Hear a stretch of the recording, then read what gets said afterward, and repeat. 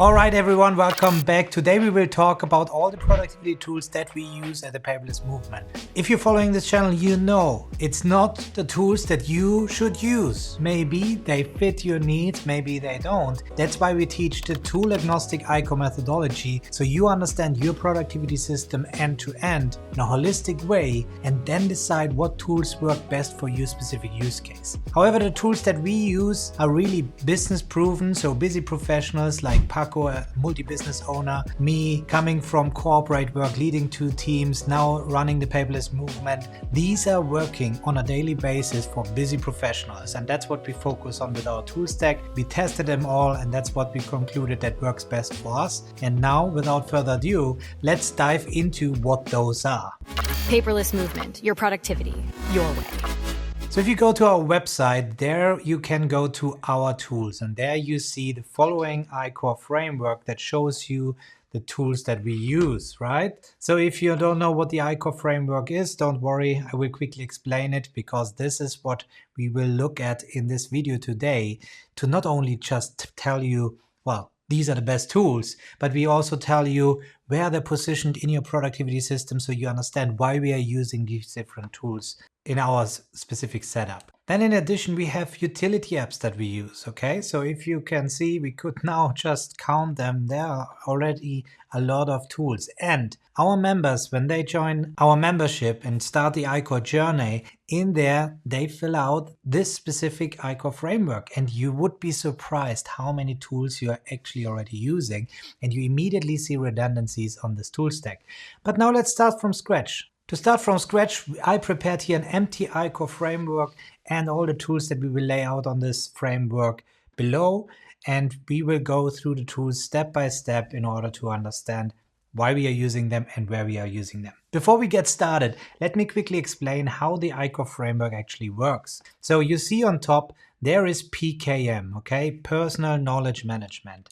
This is the area where your personal work knowledge is placed, which usually overlaps with your private knowledge as well. This is this circle that you see here. Then we have Personal Project Management, which is this circle. This is essentially task management. These are your personal tasks. This means if you go back to your desk after a project meeting and you have to think about, okay, what are my tasks? What do I need to do now? Okay, this is what a circle represents here. Then we have here the BKM, Business Knowledge Management, which represents this circle. And whenever we talk about business knowledge management, it's knowledge that is shared with the team. And here is the Business Project Management. Again, these are action items that are shared with the team. And by having these overlaps here, these overlapping of the circles, we can perfectly represent the tools and what we are using them in combination. Let's start with the Personal Knowledge Management on top. So in our case, we are using 3 tools here. Reader, which is a read later app from Readwise. We are using Tana, and we are using Heptabase. And if you're following this channel, you might have seen already videos that I made about these 3 tools and how we use them in combination. But very quickly, if members lay out their tool stack, they might add here Apple Notes, Notability, Remarkable, whatever, and realize, oh man, these are actually redundancies that I have there. I'm using multiple apps for the same type of information. And this is something, the first revelations that you usually get by laying out your tools there, that you're scattering information that is the same type of information in different tools. That's not what we are doing here. We are using Tana and Reader for shallow thinking information. So Reader essentially is a shallow thinking, where we just calm down our FOMO, our fear of missing out. Whenever we see an interesting article, a video or something, it goes into Reader. Then Tana is really for the meeting notes, for notes about persons, where we can very quickly create context while we are typing out quick notes. We have an easy way to capture information, audio capturing, transcriptions, all this. I'm not going too deep into all the details of these tools, but if you want to see really something in depth, go into the comments below. Let us know of any of the tools that I'm showing here. For those, we already have a lot of videos on the channel, so go ahead, go to the channel and check it out. And Heptabase is for deep thinking, okay? This is really where I lay out whiteboards and I go really deep into a complex problem or where I want to evolve a thought or something like that. So there's also a way where things go from reader to Tana, from Tana to Heptabase. Again, there is a video on the channel where I describe this. So you see, each tool on my personal knowledge management space has a specific use case. You could live with just, for example, using Heptabase, or maybe you can live with Tana. But as we figured out, there's always limitations to each of these tools where there's then a need for another tool. But by defining exactly what type of information I store in what type of tool, it makes it then easy to know exactly whenever something comes up, information, where to store it, but also where to retrieve it on later. So this is PKM covered. Let's go on with email. We are on the Google workspace. So if you're on Microsoft, this would be then maybe Outlook that you're using here. And this is here Gmail that we are using, right? So Gmail, I place it here. Why do I do this? Well, Gmail is a combination of personal project management, task management, personal knowledge management. If I have signed up to a newsletter or something like that, it is kind of a knowledge management. And business knowledge management. Unfortunately, for many companies, it's too heavy on the business knowledge management side, where teams exchange updates, action items, assign tasks to people, ask for updates about projects. This is something that we don't recommend at all. For us, Gmail is really about the outer world, where we are communicating with clients, with members, where we have suppliers, for example, that you would talk to external people. It's not about storing business knowledge management for the team in this regard. Therefore, we are using ClickUp. All right, so therefore, let's bring in ClickUp. So ClickUp is our business knowledge management system. So anything related, so for example, the business documentation, the brand design, SOPs, everything like this is stored in ClickUp. Actually, years ago, I was using Notion and ClickUp in combination. So I used Notion for business knowledge management and ClickUp for business project management. However, by removing Notion and go all in ClickUp, we take away the need to use paid separate tools and also onboard people to two separate tools. So maybe the knowledge management would have been better in Notion, but for what we need, ClickUp is more than enough. We can do relationships between docs, and they keep doubling down on this as well. So we are perfectly happy just using ClickUp for both business knowledge management and business project management, and having the superpower that now both is connected. So it sounds contradictory what I just said before, where I said maybe we use several tools in order to have the different superpowers of the tools. Here I could do the same with Notion and ClickUp. However, when it comes to working with a team, simplifying things is always key, and you cannot expect that all the team members perfectly understand where you store information. So you can do this easily for your personal stuff if you understand what you do. And for the team, it is another story there. So that's why we place it here. It's for business knowledge management and business project management. So whenever something comes up, getting back to email, we are not writing emails about a project. Never. We have the projects in ClickUp. If there's anything to discuss, we go to the relevant task in the comment section and we talk about there. If we have a meeting about a specific task or project, we open up the task so everybody can see it and write down the conclusions there. Everybody knows what was concluded, and nobody can argue, well, but I have written up this in my paper notebook, and I have written this up in my Remarkable, and I have written this up in my Apple Notes, and then you have the same meeting a week later and you talk about the same things again. Or if you send out meeting minutes via email, right after the meeting, people have it still in their mind what was discussed, so they archive the email and then they have to look it up again, they have to figure out what is the latest version and so on. Well, this is really the most unproductive way to work, and it is the most common way still to work in corporate and in so many other mid-sized companies as well, where people do the communication over email, and the worst, doing the action items via email as well. In so many companies, especially those who rely only on Microsoft ecosystem, they don't have a proper project manager in place. And this is something that you, if it is set up properly, will enhance productivity big time. Okay, what else? Well, we have here more business knowledge management. Let's bring in G Drive. That's something that we are using together with Dropbox, okay? This is knowledge management. All the video files, contracts, things like that need to be stored long term are here. The beauty is both of these iCloud storages, you can have links and you can add these links to ClickUp, to SOP, to business documentation, things like that. And you just add the link and you send it out. So this makes ClickUp become the single source of truth where you go into ClickUp and you get access to everything that is connected to. So for example, when we are working on the videos in our work stream for the video editing, there are the links to the raw data on Dropbox, but there are also links to the project files in the external company that are doing the video edits directly accessible from ClickUp. So I always have the context on the video task itself. So whenever it comes to mind for this video that I'm recording right now, man, I want to do actually clips out of it, shorts out of it, or whatever. I just go to ClickUp. I search for the video that I am making here right now, and then I have everything at hand. One click and I go to Dropbox and so on. That's another ICOR principle where you start defining your single source of truths. There are more than just one for the specific information. So here we are in the action world for the teamwork, and therefore we define that here is really the final destination of the things. So when we go back and we bring in our utility apps here, you see there is Miro, for example. Miro is really powerful. That's actually the tool that I'm using right now for making the video, but we consider these utility apps. Those are apps that are just intermediate steps in workflows that I could replace with other apps later on. What we are laying out here, however, are the core applications. So this means if somebody removes Miro, well, it would hurt me a lot because I love using Miro.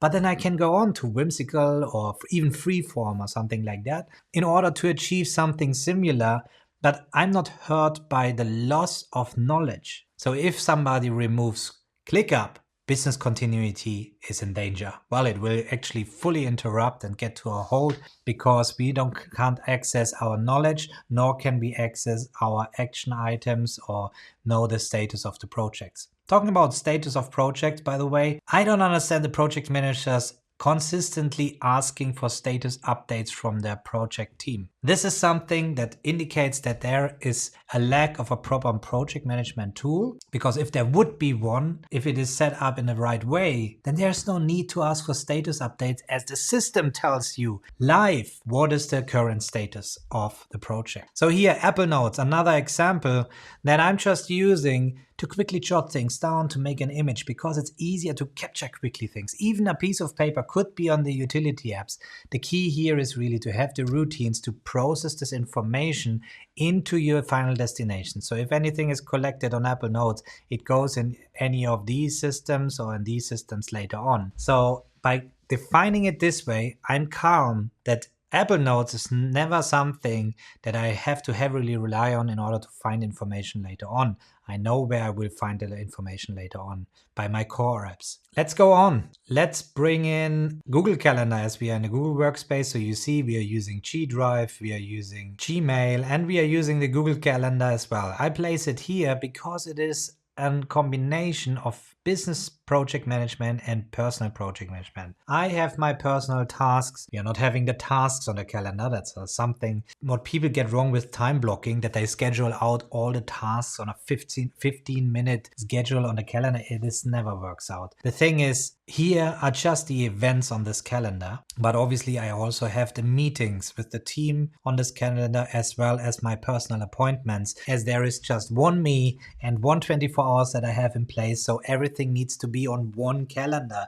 If you're using several calendars like our co-founder Paco Cantero does, this becomes a lot more tricky to combine everything so everything is visible in one. It is certainly possible, as Paco is doing it. However, I always force the things to be only on one calendar, especially if people want to set in appointments. It's important that things are blocked out so they cannot just send you an invite to a meeting if you actually planned to have another meeting there, these overlapping things. We can do a whole video about this. Let me know in the comments below if you want to learn more about how to do time blocking and use these calendars properly. Okay, now we have the Google Calendar placed. Let's go into the personal part and use Todoist. And there we go. Todoist is in here. That's the task management. It's the personal personal project management. So how does this work? Isn't ClickUp enough? Why do I need Todoist in addition to ClickUp? Again, it's about quick capturing and split differentiating between speedies, which are tasks according to ICOR, which are tasks that take less than 15 minutes, and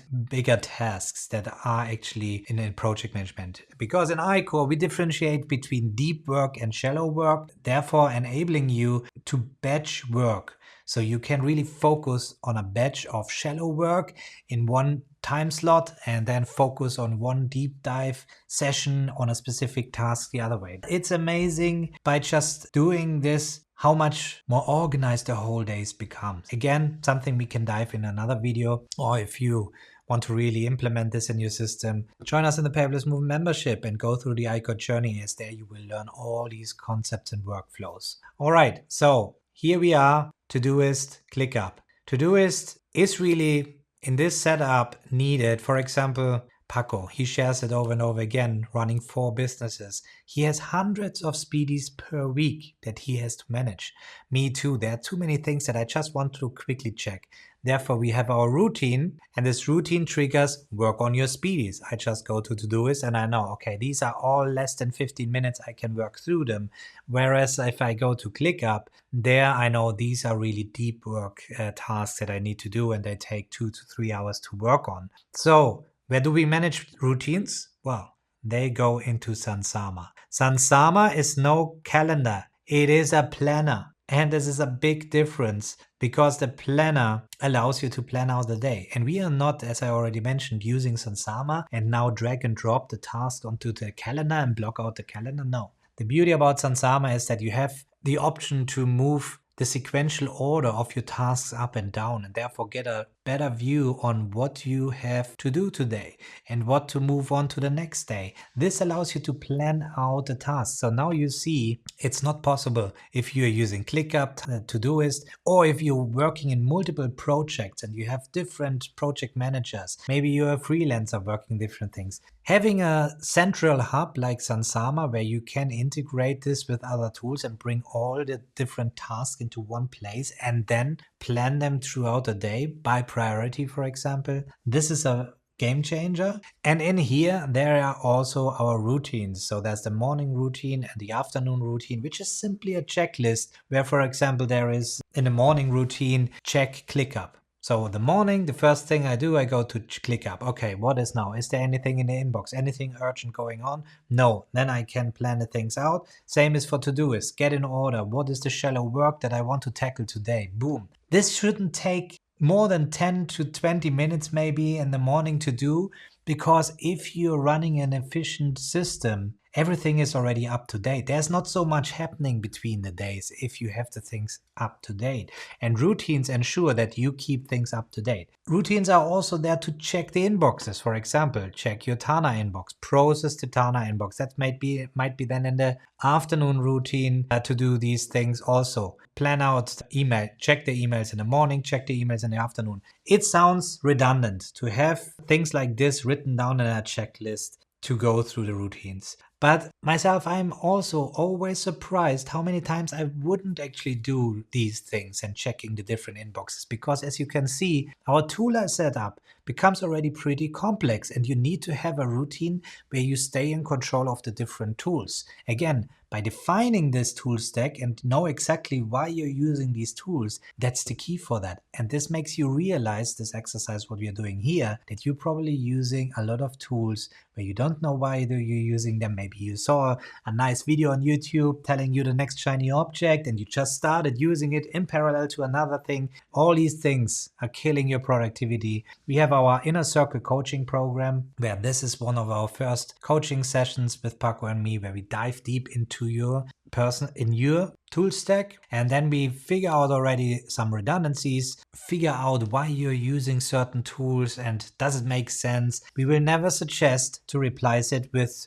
if you're using TickTick, any other task manager here, then we would never say, no, remove TickTick. Now start using Todoist because it's so much better. No, this is nonsense, because you've been running a system already with the tools that you use. All it probably needs is getting some structure into the tools, understanding what information you put into what tools, and this is what increases productivity, not switching the tools. In fact, switching the tools kills productivity. And now, by understanding that these are core applications, you even are much more careful replacing these with other tools in the future. But what is this outer circle there? We will get to this after we placed Slack here. There's another core application. This is the place where our communication happens.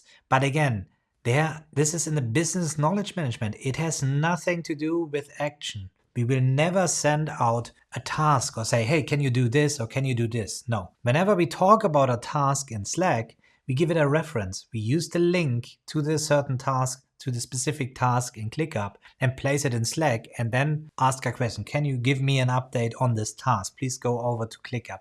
Then they go to ClickUp and give the update on the task. So we have our single source of truth, this specific task, and stay in context of the task with all the knowledge.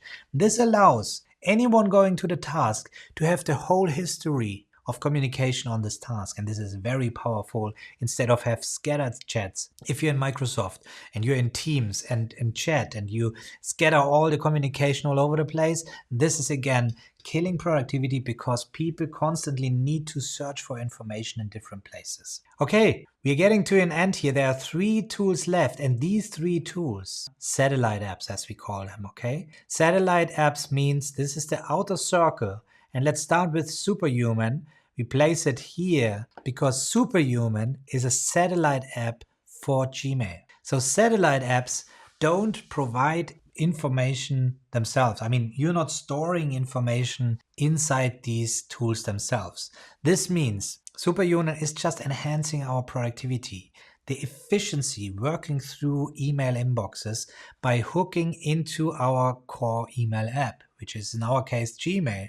It also consolidates if you have several email accounts into one application, so I can easily process several email accounts very quickly. All these things are enhancing my work with the email, nothing else. So this means if Superhuman goes away, I have all my information still there. And this is a key understanding, that if somebody shuts down Gmail tomorrow, I will lose probably decades of information that is stored in these Gmails whenever I need to search something, maybe an invoice that I need to find for the accountant or for tax payments or something like that. This would go all away. But if somebody takes away Superhuman, well, I can live with Gmail and work in there, keep working in there. Or I would come up with another satellite app that hooks in, like Spark, Missive. There are so many other tools out there that you could use.